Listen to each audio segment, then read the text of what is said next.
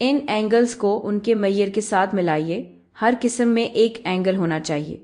हमारे पास 30 degree, 60 degree, 90 degree और 180 degree हैं। तो कुछ ऐसे हैं जो फौरन पहचाने जा सकते हैं। ये एंगल यहाँ पर एक मुकम्मल लाइन बनाता है, तो ये बिल्कुल वाज़ेह है कि ये 180 डिग्री है, तो ये वाला 180 डिग्री है। दूसरा जो आपको फौरन नज़र आ सकता है वो ये वाला है।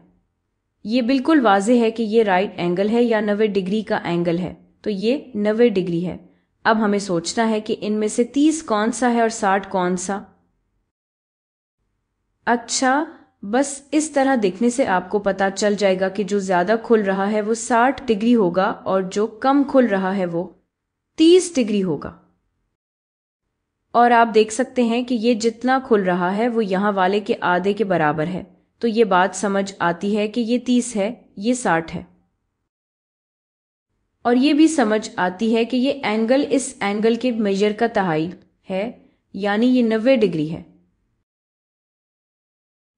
और अगर आप उसे 2 गुना करें तो फिर एंगल का ये हिस्सा पूरा बाहर निकल जाएगा और आप 180 डिग्री तक पहुंच जाएंगे। तो आइए अपना जवाब चेक करते हैं और देखते हैं कि हमने वाकई ये सही किया है या नहीं। एक और करते हैं, बस मज़े के लिए। इन एंगल्स में से किसका मेजर 60 डिग्री है?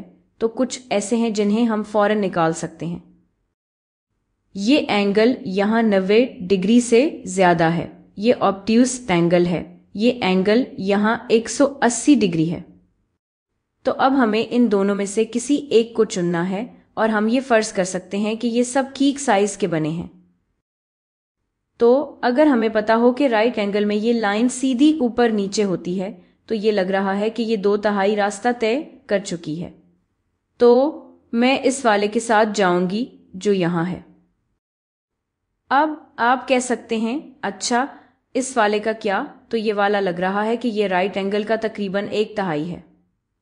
अगर हम 2/3 करें फिर 3/3, तो लगता है कि हम राइट एंगल तक पहुंच जाएंगे। तो ये वाला 30 डिग्री के बहुत करीब लग रहा है।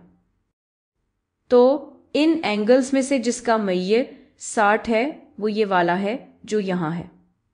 आप फौरन इस वाले और इस वाले को निकाल सकते हैं और फिर इनको ज़रा गौर से देखना पड़ेगा।